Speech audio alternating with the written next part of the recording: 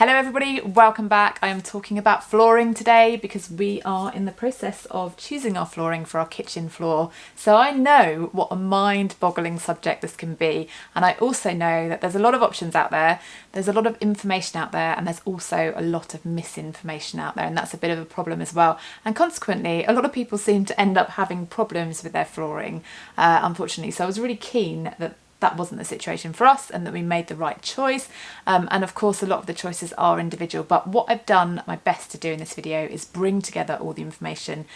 There is a lot of innovation in this area, so it's constantly changing, and that's, I think, why it's so hard to find accurate information on this topic.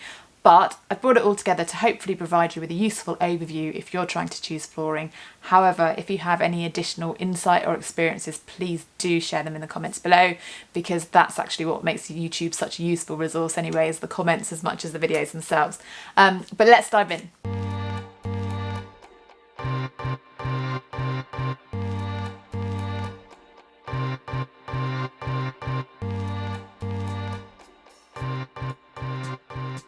So the first flooring type that I wanted to talk about is tiling. Now, we had previously tiled our kitchen floor.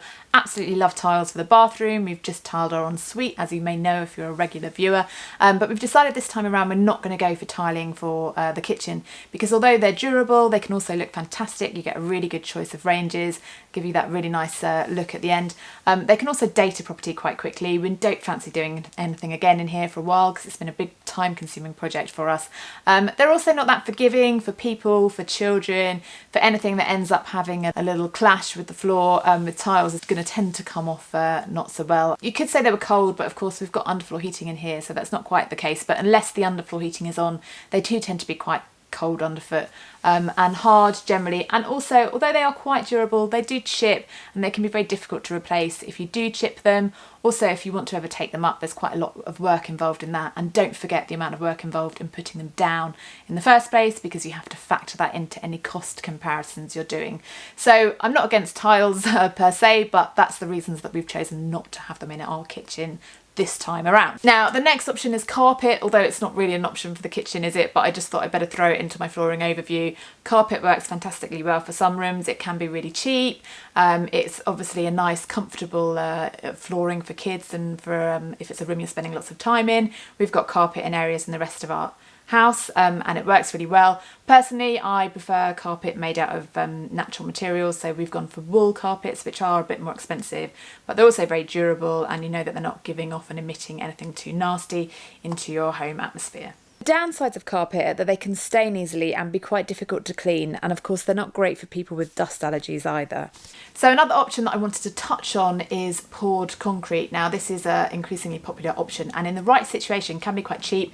If you've got a concrete floor anyway and all you've got to do is polish it, it's not going to add too much of the cost of your build. It can look really nice. It's a certain type of look that people go for, the industrial look, and it can look very sleek. It's very modern. I completely understand why people go for it. It's not an option in this room for us for the moment. It's also quite hard. That's one of the downfalls of it. It's quite hard, can be quite cold if you haven't got underfloor heating on, and also similarly to tiles, it's quite unforgiving.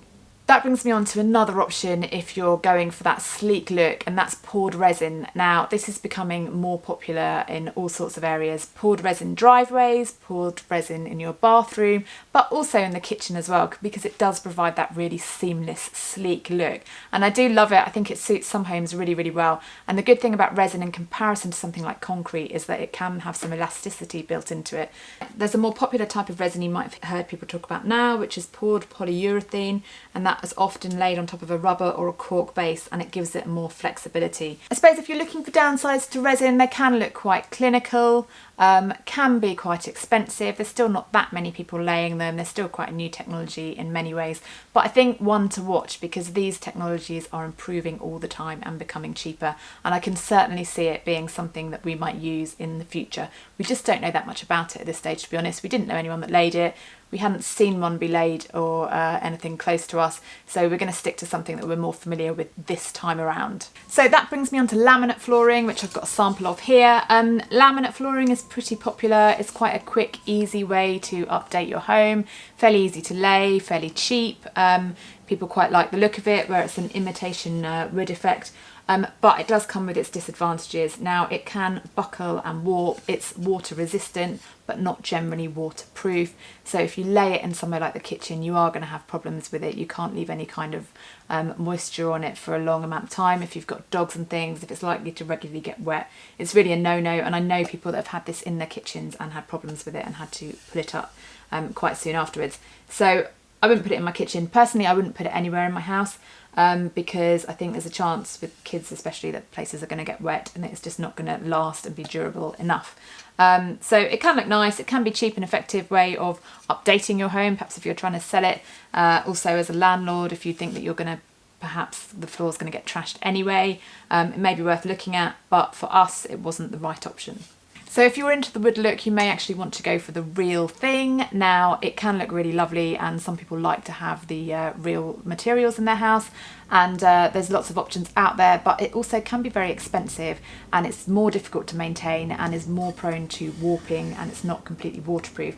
So it's definitely worth bearing those things in mind. It will require some more maintenance than some of the alternatives. Traditionally, the most obvious alternative to real wood has been engineered wood, because this gives you the real wood look because it's got a layer of real wood on top, but it's on a more sturdy base, and so it's a bit more durable, it's a bit more waterproof, and it's also easier to lay, which can make it more cost effective as well.